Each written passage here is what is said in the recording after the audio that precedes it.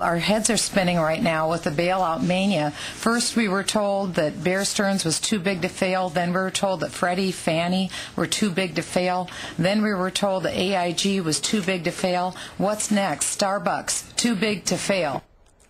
All right, Republican Congresswoman Michele Bachmann just bashing big bailout, saying the taxpayers shouldn't be used to jolt these banks. She's joining me right now. Congresswoman, those are strong words. You're going against your president. Well, they're strong words, Neil, because take a look at what's happened to the poor, beleaguered American taxpayer.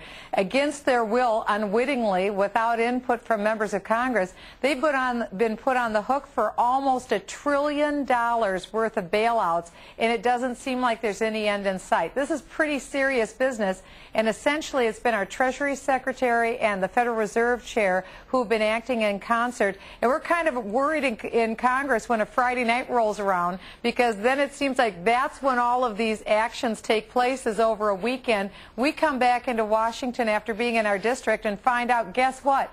Now the American taxpayer owes a couple $100 billion more. And the real concern here, Neil, is the fact that a lot of these are private companies that are getting bailed out. So the forgotten man, Neil, well, you know the argument is the poor, beleaguered taxpayer. Well, you know the argument. I share this thing that they happen on weekends because I go live on weekends, and it's one less bocce ball tournament, so I feel for you. But I got to ask you that they argue that there'd be even more hell to pay, Congresswoman, if we didn't do this, that someone must be showing someone something that looks like a bad alien script, that if you don't do this, man, oh man, take a look at this. This is what's going to happen. And they all change their minds. So I don't know what they're privy to or what they see, but it puts the fear of God into them, and they sign on to it.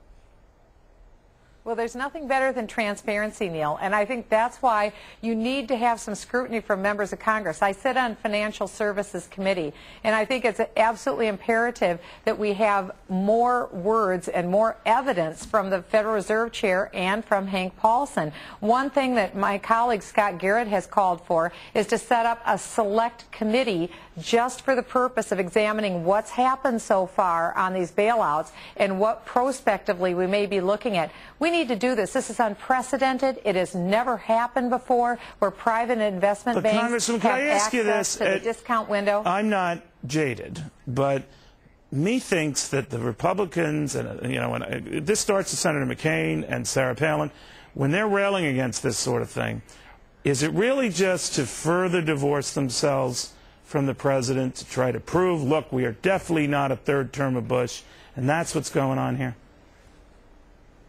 I mean, I can't tell you what is in their mind. I can only tell you that they are firmly taking a stand against this, and they are railing against it. I was just here a few moments ago up in my district in Blaine, Minnesota, with Senator McCain and with Governor Palin. They were just here and had a rally. We had a great time, 13,000 people. Okay, Congresswoman, always a pleasure. Thank you for stopping by.